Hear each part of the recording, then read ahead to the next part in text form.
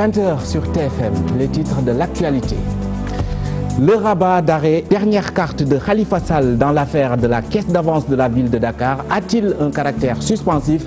Oui, selon Ndiogou Sarr, enseignant en droit public pour Manko Taxawu Sénégal, la décision de la Cour suprême n'a aucune incidence sur la candidature de l'ancien maire de Dakar.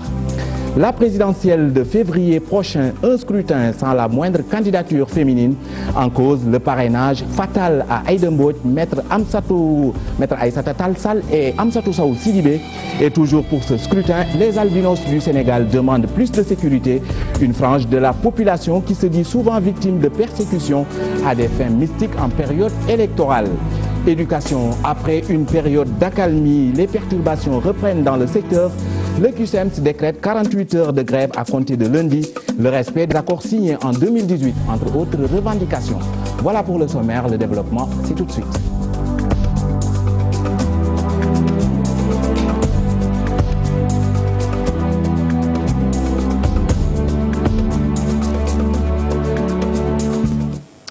Mesdames, Messieurs, bonsoir et merci de votre attention. Khalifa Sall reste dans la course à la présidentielle. Une déclaration de la coalition qui soutient la candidature de l'ancien maire de Dakar. Pour Manko Taxawu Sénégal, le jugement rendu par la Cour suprême n'est pas encore définitif. Par conséquent, l'affaire dite de la caisse d'avance de la ville de Dakar est loin d'être vidée. Manko Taxawu Sénégal exige que des dispositions soient prises pour permettre à son candidat de participer pleinement à la présidentielle. La coalition faisait face à la presse ce matin. Fatou Bintou Conté. L'arrêt de la Cour suprême ne peut pas mettre fin au feuilleton judiciaire dans l'affaire dite de la caisse d'avance. Selon le mandataire de Khalifa Sall, Babacar Thioiba, cet arrêt n'a pas un caractère définitif. L'article 51 de la loi organique numéro 2017-09 du 17 janvier 2017 sur la Cour suprême dispose, je cite, « Les décisions de la Cour suprême ne sont susceptibles d'aucun recours, à l'exception de la requête en rectification d'erreurs matérielles ou pour omission de statuer sur un ou plusieurs moyens et de la requête en rabat d'arrêt. » Fin de citation. Par conséquent, M. Khalifa Babacar Sall dispose encore de recours contre l'arrêt de la Cour suprême du 3 janvier 2019, notamment de la requête en rabat d'arrêt. Les partisans de l'ex-maire de Dakar déplorent que la Cour suprême, sur les 13 pouvoirs en cassation, que seuls 7 soient examinés, ce qui leur fait dire que cette affaire n'est pas complètement vidée et est loin d'être terminée. La procédure pénale poursuivie contre M. Khalifa Babacar Sall n'est pas en tout état de cause terminée, du fait que 6 pourvois en cassation qu'il a formés ne sont pas encore jugés. Khalifa Babacar Sall avait introduit 13 pourvois. Même se devait d'entendre, de traiter tous les pourvois et d'entendre tous les moyens de pourvoi afin de pouvoir vider cette affaire.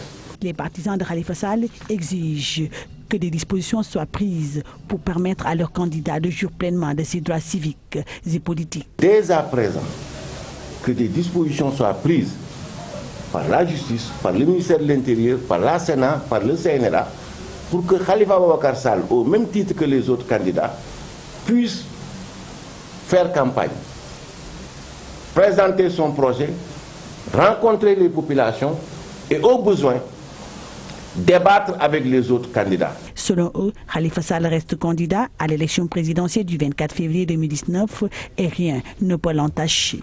La condamnation de Khalifa à Babacar Sall est-elle définitive? Non, selon Ndiogou Sarr, l'enseignant en droit public persiste et signe. Le rabat d'arrêt, dernière carte de Khalifa Sall dans cette affaire, a bel et bien un caractère suspensif. Les conseils de l'ancien maire de Dakar disposent, dit-il, d'un délai d'1 mois comme défini par la loi pour remplir la procédure de rabat d'arrêt. Explication Mambiram Diouf. Voie de recours de l'arsenal juridique, le rabat d'arrêt, c'est quoi, professeur? C'est un moyen qui est offert souvent à quelqu'un qui a été condamné et qui a fait l'objet d'une condamnation, après une décision définitive, de pouvoir saisir le juge pour demander effectivement à ce que sa condamnation soit encore, ou son procès soit encore ouvert. Jusqu'à 1 mois, le délai donné au plaignant, le procureur, la partie civile ou la défense pour faire le rabat d'arrêt qui peut être appliqué suivant ces conditions. C'est souvent quand il y a erreur matérielle ou souvent quand la juridiction qui a rendu la décision a omis des moyens qui ont été soulevés par les parties plaignantes et qu'il y a des erreurs de droit. Qu'en est-il pour le cas Khalifa Sall? Précisément, l'article 36 dit que les délais de recours et les recours ne sont suspensifs en matière devant la Cour suprême que suivant les cas qui ont été cités. C'est en matière d'État, si je me trompe, c'est en matière d'incident, c'est en matière immobilière, c'est en matière pénale, sauf pour les aspects civils. Et il y a un 5e alinéa de cette loi organique qui renvoie aux différentes infractions qui sont citées dans l'article 74 alinéa 2 de la loi organique, qui sont suspensifs. Donc aujourd'hui, dire que le rabat n'est pas suspensif, c'est méconnaître la loi organique et ce n'est pas lire ce que l'article 52 a dit. Je vous renvoie pour la mise en œuvre du rabat d'arrêt à la procédure décrite entre les articles 32 aux articles 42. Même si Khalifa Sall n'a pas encore intérêt à saisir la Cour pour rabat d'arrêt, on ne pourrait lui opposer cela qu'après l'expiration du délai qui lui est imparti pour intenter un recours en rabat d'arrêt. Une autre carte à jouer donc par les avocats de l'ex-maire de Dakar pour le respect des droits de leurs clients afin de rouvrir le dossier. Mame Birame Diouf, la présidentielle de février prochain, un scrutin qui va se dérouler sans la moindre candidature féminine. En cause, le parrainage qui a fini de barrer la route à Maître Aïssata Tall Sall, Aïda Mbodj ou encore le professeur Amsatou Sow Sidibé. La gente féminine et la représentativité en politique, un problème au Sénégal.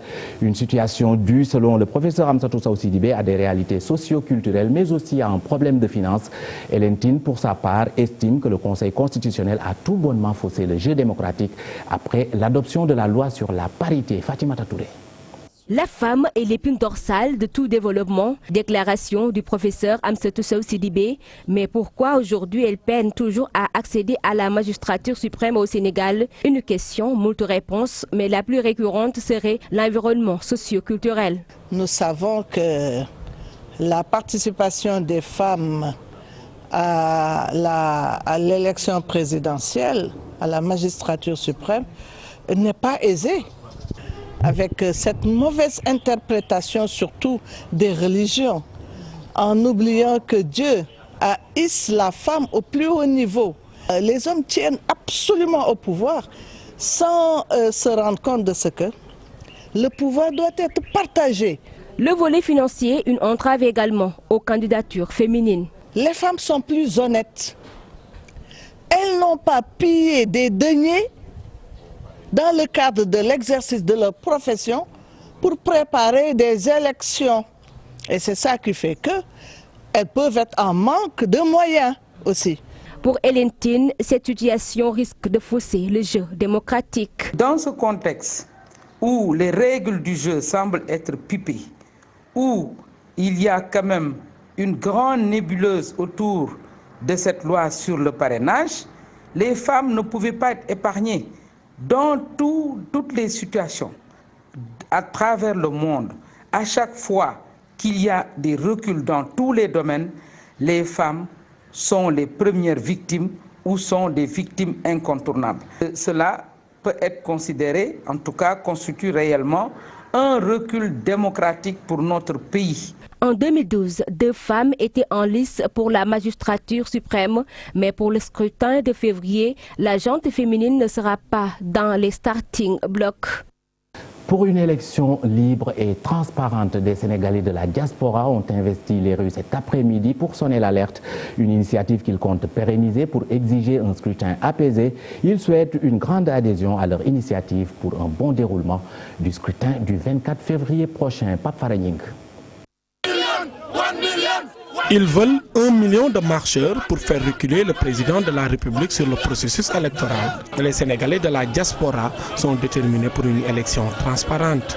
On a demandé la distribution de toutes les cartes directeurs, l'annulation du parrainage. On a demandé à ce que la justice soit réformée. On a même proposé à partir de C'est-à-dire le prochain président qui viendra, on va avoir un procureur qui aura un mandat de 6 ans. dëkk boo xam ne dañ leen indil ay élection yoo xam ne dañuy bañ nit ñu ñuul ñi bokk ci ñu xeex ko ci concept boobu ñu gagné ko donc même concept boobu la ñu respecté ñu indi xeex boobu su suñu réew. Les marcheurs espèrent que le président va décrypter le message. Le cas contraire, ils vont, disent-ils, instaurer le modèle de la place Tahrir. On a décidé de marcher aujourd'hui, mais ça sera un avertissement pour le président Macky Sall. Dès lundi, on va lui envoyer le mémorandum pour lui signifier les 12 points qu'on demande qu'il recule. S'il ne recule pas, si on ressort, on ne rentrera plus dans les maisons. Venus participer à la marche, les primo-votants réclament leurs cartes électeurs. On réclame dans l'immédiat notre insertion sur les listes électorales.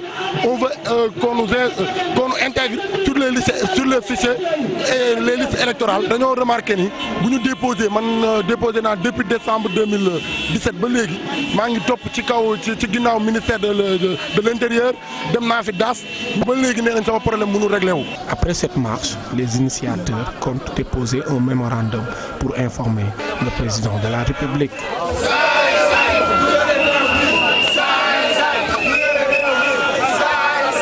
Je vous le disais en titre, les albinos du Sénégal craignent pour leur sécurité à l'occasion de cette présidentielle. Une frange de la population qui se dit souvent persécutée à des fins mystiques à l'occasion des élections.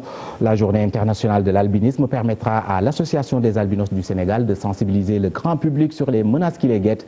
L'événement prévu le 7 janvier sera présidé par les footballeurs Sadio Mané, Mohamed Salah ou Pierre-Emerick Aubameyang, des stars africaines du ballon rond qui seront à Dakar pour les besoins des CAF Awards. Écoutons à ce propos Maria Madien de l'Association des albinos du Sénégal. À cette période électorale, tous les albinos ou la majorité des albinos sont en danger parce qu'on entend des sacrifices, on entend la disparition de certains albinos. Les albinos ne sont pas en sécurité. Donc on a besoin d'une aide, on a besoin de votre aide pour que toutes les albinos soient en sécurité, pour qu'ils n'ont pas quelque chose à craindre. Je suis ici présente pour faire part de notre journée de sensibilisation à l'albinisme qui aura lieu le 7 janvier 2019. Cette journée sera sanctionnée par un panel qui sera animé par Sadio Mané, Aubameyang et Salah. De ce fait, nous vous prions, nous vous convions à notre cérémonie et attendons de vous que vous soyez tous présents. Après la politique, parlons éducation dans le moyen secondaire. Le QCEMS en grève de 48 heures à compter de lundi. Le cadre unitaire syndical des enseignants du moyen secondaire demande le respect des accords signés en 2018. Le QCEMS exige également des prétendants au fauteuil présidentiel. Un programme pour l'école sénégalaise une fois élue. Le QCEMS faisait face à la presse. Sylvie Faye. 48 heures de grève, c'est le mot d'ordre du cadre unitaire syndical des enseignants du moyen secondaire qui déplore le silence du gouvernement.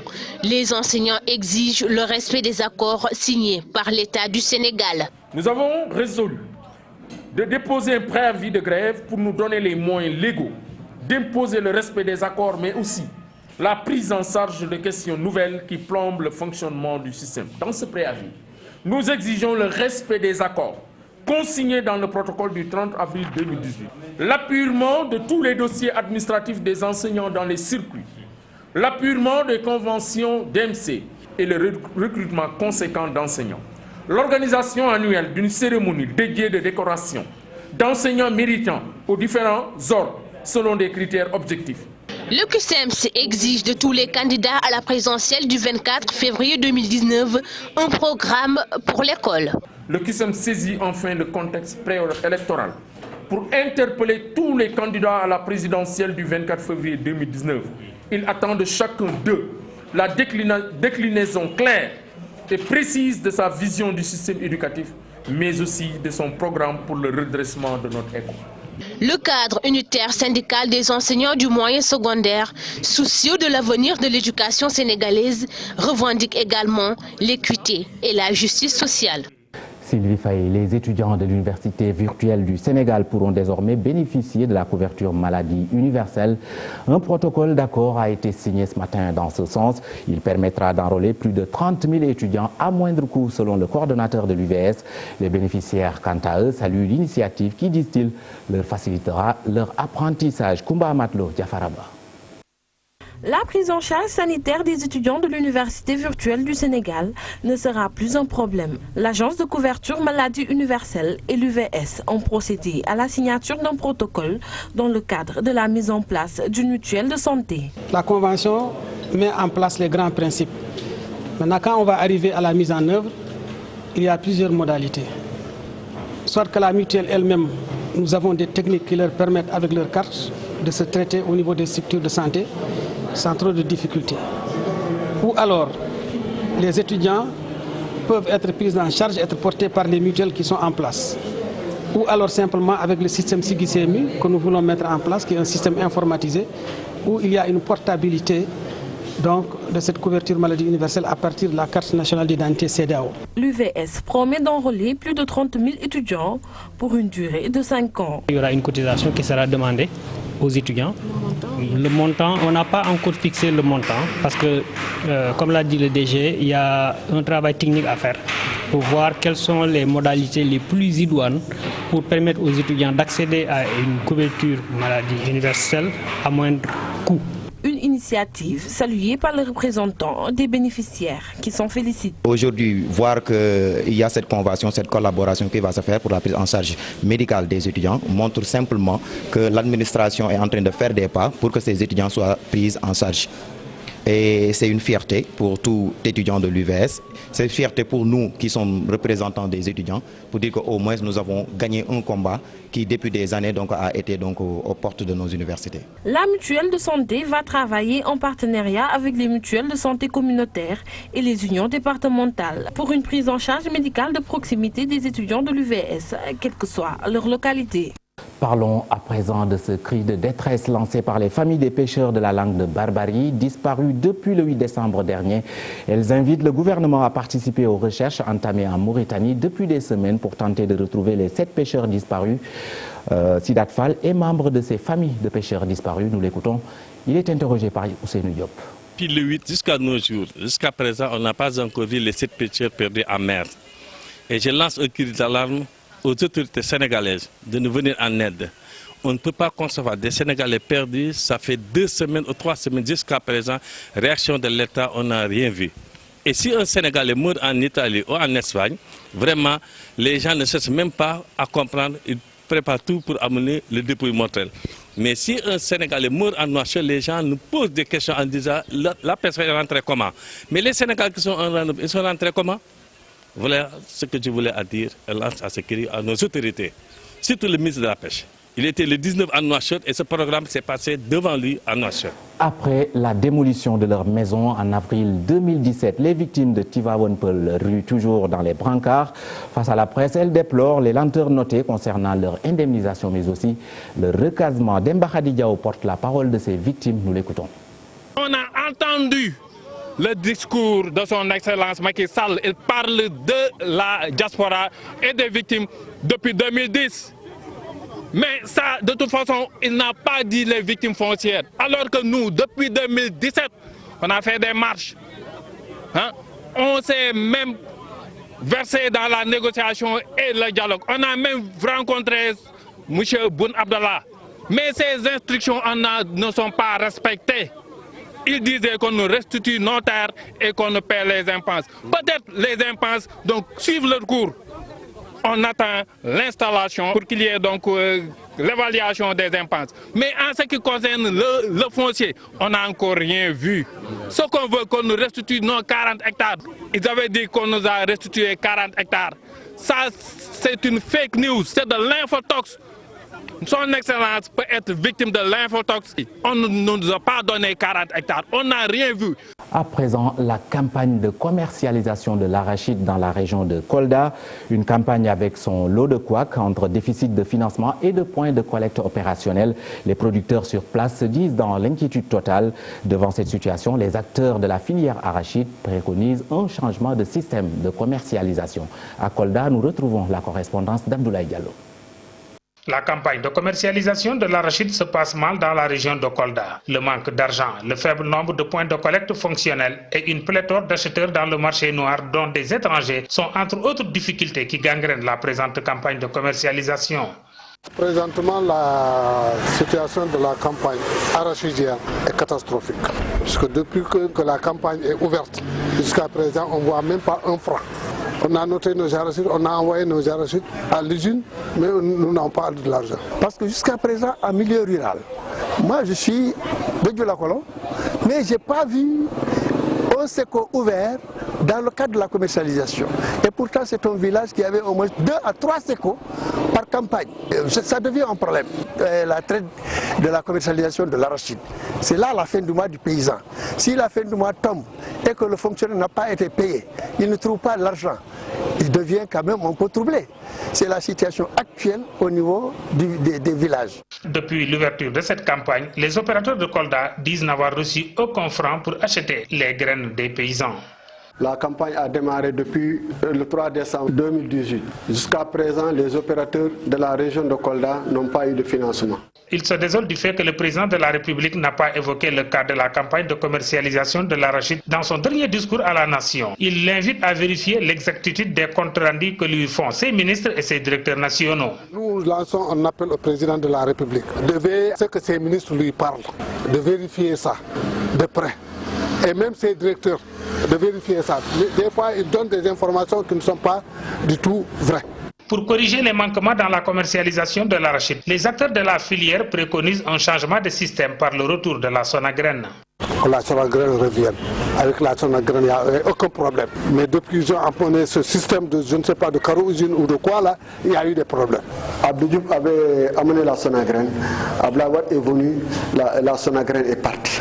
Nous, on voudrait vraiment, pour qu'on puisse satisfaire les paysans, qu'on nous ramène l'ancien système de la sonagraine. Les acteurs du marché noir sont en train de se tailler une grosse part dans cette campagne de commercialisation où le prix du kilogramme d'arachide est entre 140 et 195 francs CFA. Abdoulaye Diallo, parlons du panier de la ménagère avec cette bonne nouvelle pour les consommateurs sénégalais. Le prix de certains légumes a connu une baisse ces derniers jours. C'est le cas notamment de la carotte dont le kilogramme qui se vendait à 700 voire 800 francs et qui coûte désormais 500 francs au plus. Au marché Castor, vendeurs et acheteurs se réjouissent de cette baisse. Maïmouna Ndiaye. Elle a quitté Mermoz très tôt le matin pour faire le marché. Une fois à Castor, cette ménagère est heureuse de découvrir les nouveaux prix des légumes. Elle décide alors de faire le plein. C'est une bonne nouvelle pour nous les ménagères, parce que durant les fêtes de fin d'année, les légumes coûtaient excessivement cher.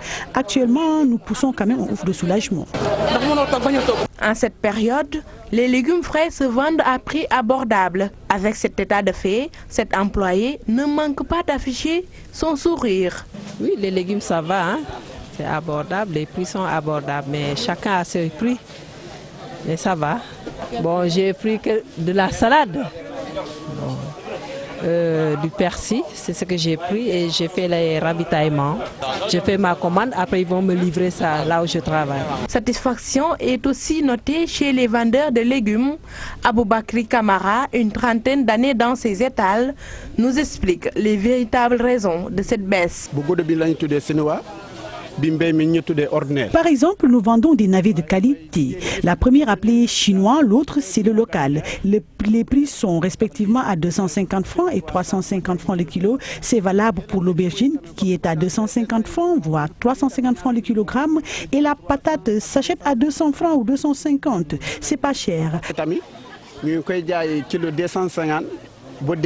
À noter que les prix peuvent varier du jour au lendemain, c'est la réalité du marché. Rien n'est stable concernant les légumes, mais la période quand même est très bonne.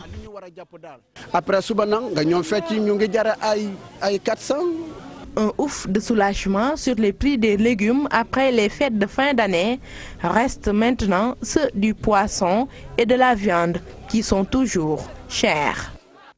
Lancement du projet d'assainissement des eaux usées de la ville de Pikine, montant des travaux plus de 3 milliards de francs CFA, un projet qui va permettre à 30 000 habitants de Pikine de se connecter à un réseau d'assainissement. Pour plus de détails, nous écoutons Lassana Gagnisaro, il est le directeur général de l'Office national de l'assainissement. Je préciser que nous ne sommes pas dans une logique de lancement, ce projet a démarré depuis 3-4 mois. Il rentre dans la vision globale de son excellence le président Macky Sall pour améliorer le cadre de vie des populations. Et il y a un changement très important aujourd'hui dans Pikine. Ceux qui étaient à Pikine il y a 7 ans et ceux qui sont à Pikine maintenant. Ce projet est simplement un plus qui rentre dans le programme des 10 villes. Améliorer le cadre de vie des populations, une chose, mais également, surtout au niveau des établissements publics, nous organiser pour que dans tous les établissements publics, il y ait des éducules pour que les élèves puissent travailler dans de bonnes conditions. On est autour de 4 milliards de francs CFA. Et comme je dis, il rentre dans un cadre d'un projet global qui tourne autour de 70 milliards qu'on appelle les 10 villes. Et nous avons fait l'ensemble des villes. Aujourd'hui, c'est Pikine. Demain, ce sera Matam et après-demain, ce sera Tambacounda.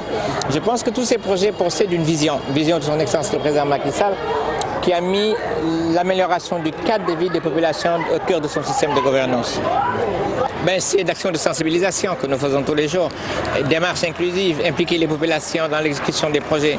Nous sommes quand même confiants, parce que je pense que les populations comprennent toute la problématique qu'il y a à entretenir ces ouvrages-là. On n'a pas de grosses inquiétudes par rapport à ça et nous restons persuadés que ces ouvrages seront maintenus correctement. Je pense qu'il serait important de préciser une chose. Avant-hier, j'avais entendu on ne faisait rien, le gouvernement ne faisait rien. Je pense que ça c'est quelque chose de patent, qu'on voit, qu'on peut toucher du doigt. Revenir dire alors qu'il n'y a rien qui a été fait, je pense qu'il faut passer à autre chose, exécuter, montrer que nous sommes là pour les populations et c'est pour les populations essentiellement que son Excellence le président Macky Sall est là. Pikine il y a 7 ans et Pikine maintenant, il y a des changements très importants qui sont visibles et qu'on peut toucher du doigt. Et ça c'est l'œuvre de son Excellence le président Macky Sall. Une note de culture à présent dans ce journal. Niakhar a vibré au rythme des tambours et autres percussions de la localité. C'était à l'occasion de la Nuit des Talents, une tribune pour la lutte, la mode, entre autres. Une initiative pour réfléchir sur le développement de la dite localité. Ibou Diouf. Dans le Sine, une tribune pour l'expression culturelle des talents de la localité, de la culture en passant par le football, la danse et la mode.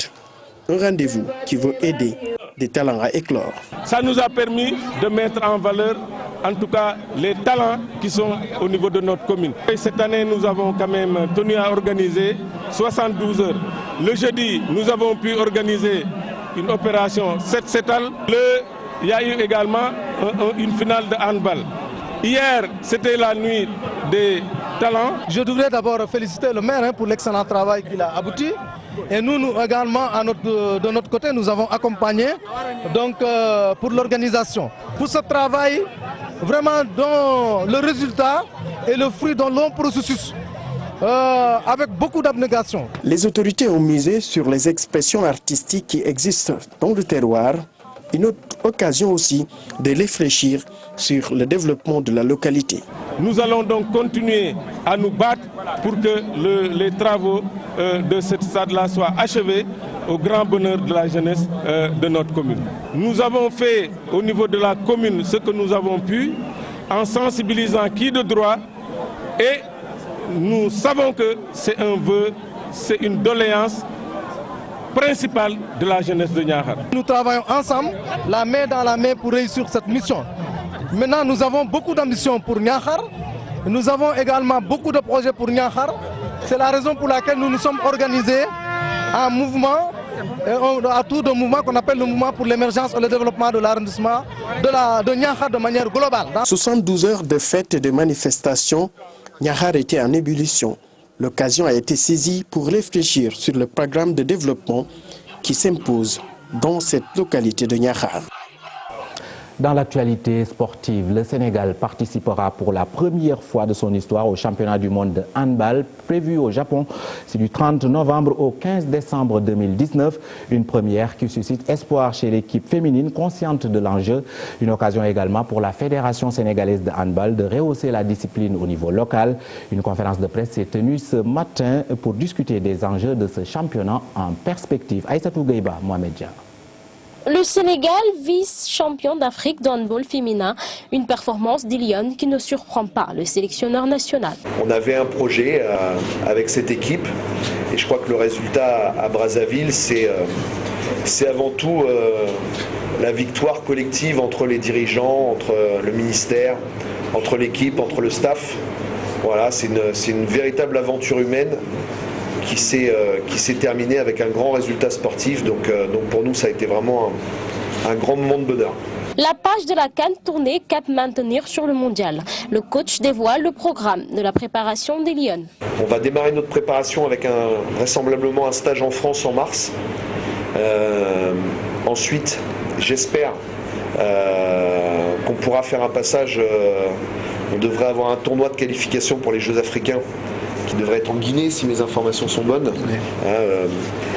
J'espère qu'on aura l'occasion de faire quand même un passage à Dakar en juin. Le président de la Fédération sénégalaise de handball s'engage à développer la discipline. Un des objectifs que nous avons, c'est que le ministère nous accompagne à la mise en œuvre de ce programme quadriennal que nous avons déjà écrit avant Brazzaville à travers le projet handball à l'école sur lequel nous allons travailler avec la Fédération internationale de handball. Il s'agira même plus maintenant simplement de préparer les sélections, mais c'est aussi de porter un programme de développement sur 4 ans. Et je pense que cet engagement sur 4 ans correspond un peu aussi à ce qu'on pourrait avoir comme convention d'objectifs. Le Sénégal va participer pour la première fois au mondial de handball. Les dirigeants et les joueurs comptent bien prendre au sérieux cette compétition. C'est la fin de ce journal. Merci de l'avoir suivi. Bonsoir.